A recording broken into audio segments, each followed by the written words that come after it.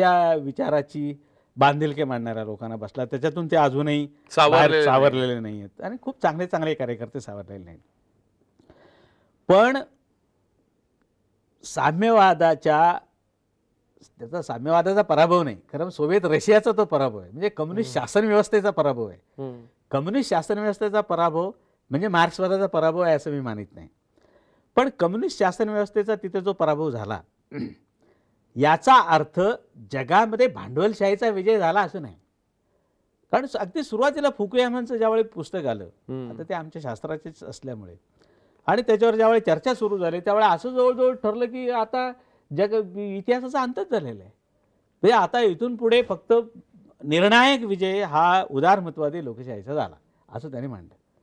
पण त्याच्यानंतर 2 वर्षांनी सॅम्युअल हंटिंग्टनने जेव्हा पुस्तक लिहिलं क्लॅश ऑफ सिव्हिलायझेशन आणि त्याची प्रत्यक्षात दिसायला लागली, त्यांनी सांगितलं की हे तुम्ही वेड्यासारखं काय बोलताय, तुम्हाला असं वाटतं की आयडिओलॉजिकल कॉन्फ्लिक्ट संपला, हे जरी खरं असलं तरी आता सांस्कृतिक कॉन्फ्लिक्ट सुरू झालेला आहे.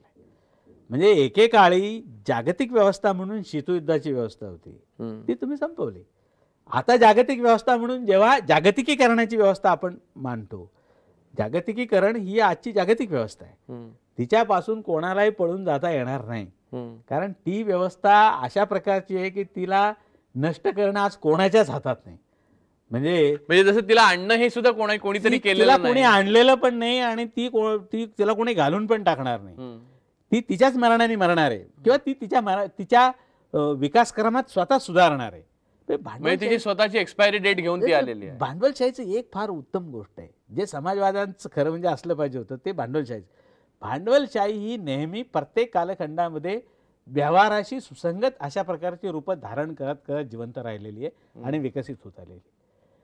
हे भांडवलशाहीचं अनुकरण समाजवादाने केलं असतं तर समाजवाद पोथीबद्ध झाला नसता आणि तो आवर्त सापडला पण नसता.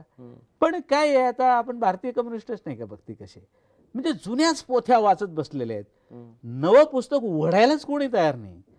जगात काय परिवर्तन चाललेले आहेत, माणूस कुठे गेलेला आहे याच्याबद्दलची काहीही त्यांना चिंता नाही. म्हणून आजची जी भांडवलशाही आहे आणि जी जागतिकीकरणाच्या रूपाने फार प्रचंड वेगाने येते, तिचे काही फायदे पण आहेत आणि तिचे काही तोटे पण आहेत, या दोन्ही गोष्टी आहेत. आज मी आपल्याला सांगतो की या भांडवलशाहीच्या आणि जागतिकीकरणाच्या पूर्ण आक्रमणामध्ये माणसाला, म्हणजे हा झंझावात आहे, याच्यामध्ये माणूस पूर्ण उन्मळून पडण्याची पण शक्यता आहे. पण याच्यामध्ये माणसाने जमिनीवर पाय ठेवून उभं राहणं, याला एक कुठली ना कुठली तरी प्रेरणा त्याने स्वीकारावी लागते. माझं स्वतःच असं मत आहे, म्हणजे अजून मत आहे की अशा प्रकारची प्रेरणा देणारे आपल्याकडे एक परंपरा आहे आणि ती बुद्धाची, कबीराची, मीरेची, तुकारामाची परंपरा आहे, भक्तीची परंपरा. नुसती भक्ती म्हणजे आता ज्या अर्थाने आपण भक्ती म्हणतो, शरणागती म्हणतो, त्या अर्थाने नाही. तर भक्तीचं या लोकांच्या मध्ये एक वेगळ्या प्रकारचं रूप आहे. म्हणजे आजचे वैज्ञानिक जे मांडतात ते तुम्हाला आता गमत वाटेल की माझा सगळ्यात आवडता विचारवंत हा एरिक फ्रॉम आहे. आणि एरिक फ्रॉमने असं सांगितलं की आईच्या पोटातून माणूस जन्माला येतो, म्हणजे बाहेर येतो म्हणजे तो जन्मतो असं नाही, तर तो त्याच्या जन्माची प्रक्रिया सुरू होते तिथून पुढे, आणि तो स्वतःच अनेकदा जन्म घेत असतो, जन्म घेत घेत तो मरत असतो. काही लोक असे असतात की ते जन्मण्याच्या आधीच मरतात, म्हणजे माणूस म्हणून जन्म होणे याच्या आधीच मरतात. अरे तुकारामासारख्या माणसाने 17व्या शतकामध्ये पाहिले मरण, म्हणजे मी माझं मरण स्वतःच्या डोळ्यांनी पाहिले, म्हणजे माझे मरण मी स्वतःच्या डोळ्यांनीच पाहिले मरण आपुलिया डोळा, आणि हा सगळा सोहळा साजरा केला. म्हणजे तुकाराम त्या काळामध्ये सांगत होते आणि पुन्हा पुन्हा हे सांगत होते की आता सरले नवस निरसोनी गेली असं, दोहीकडे पाहे तुका आहे तैसा आहे. केवढी ताकद आहे ही. ज्या अर्थाने आपण भक्ती शब्द वापरतो त्याच्यात ही बसणारी नाहीये.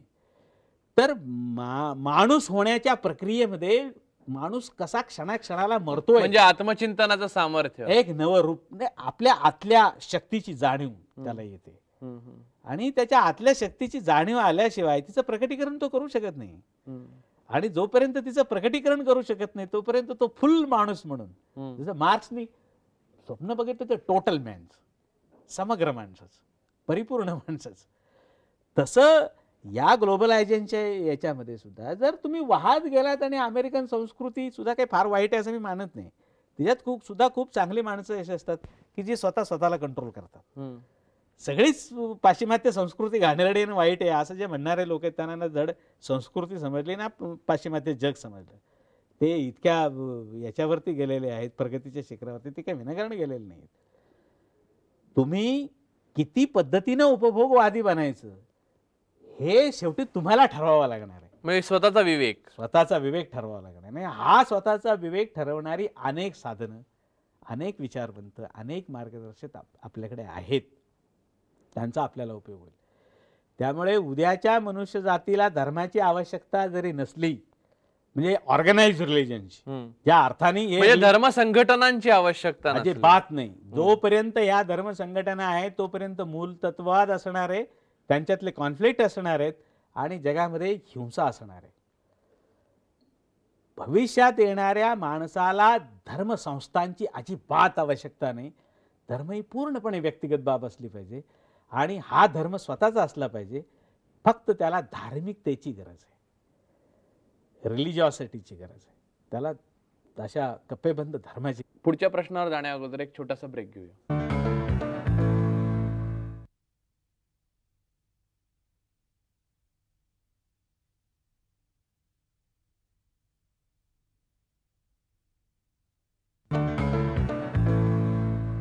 ब्रेक नंतर संवादमध्ये आपलं स्वागत. अखेरचा प्रश्न विचारतो तुम्हाला की हे धार्मिकतेचा कर्मकांडांशी काहीतरी संबंध आहे की नाही?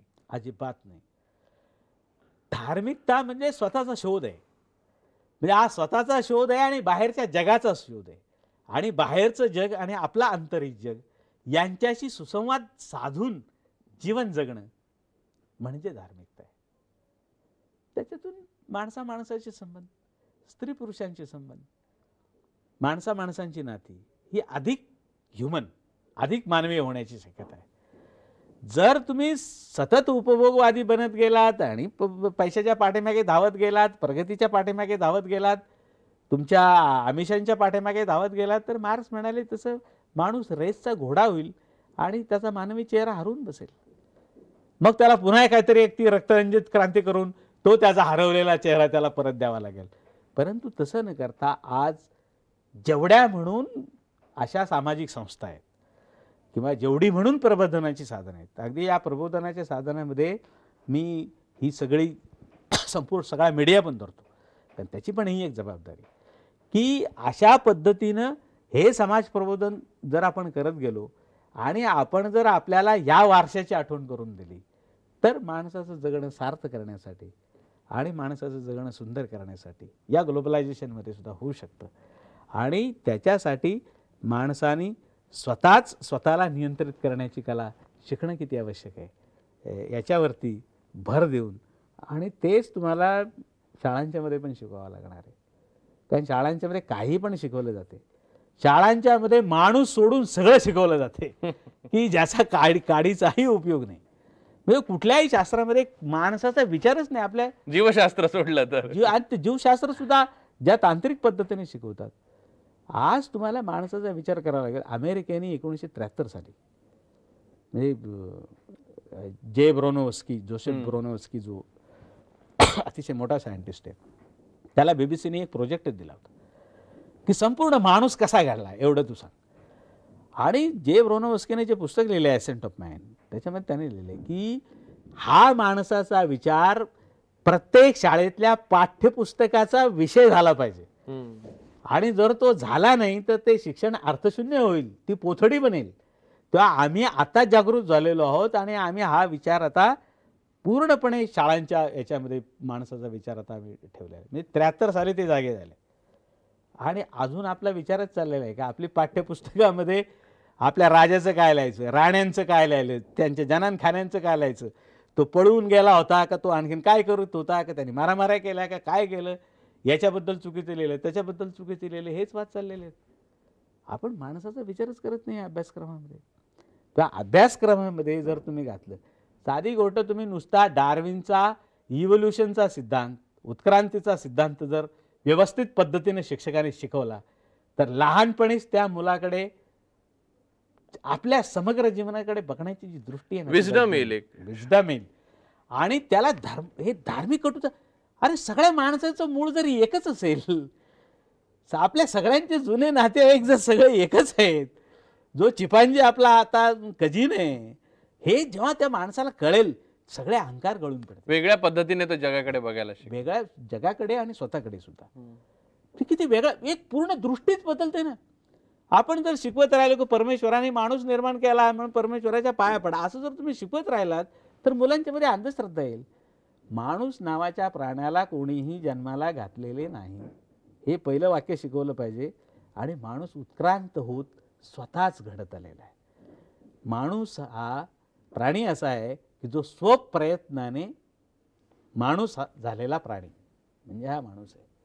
आणि काय काय प्रयत्न केले त्यांनी त्याच्या विकास करण्यासाठी. डॉक्टर कसबे, ह्या संपूर्ण चर्चेच्या शेवटी तुम्ही या संपूर्ण चर्चेमध्ये वेगवेगळे विचार, म्हणजे आंबेडकरवादापासून मार्क्सवादापर्यंत, सावरकरांचा हिंदू राष्ट्रवाद, नंतर हिंदुत्ववादाची आत्ताची संकल्पना राष्ट्रीय स्वयंसेवक संघाचा विचार पासून ते माणूस आतमध्ये आणि बाहेर, यावर सगळ्या विस्तारानं 2 दिवस बोललात.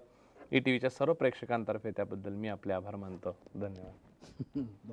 आपल्याला आमचा कार्यक्रम कसा वाटला संबंधी पत्र, ईमेलद्वारे आम्हाला जरूर कळवा. आमच्याशी पत्रव्यवहार करण्याचा पत्ता आहे.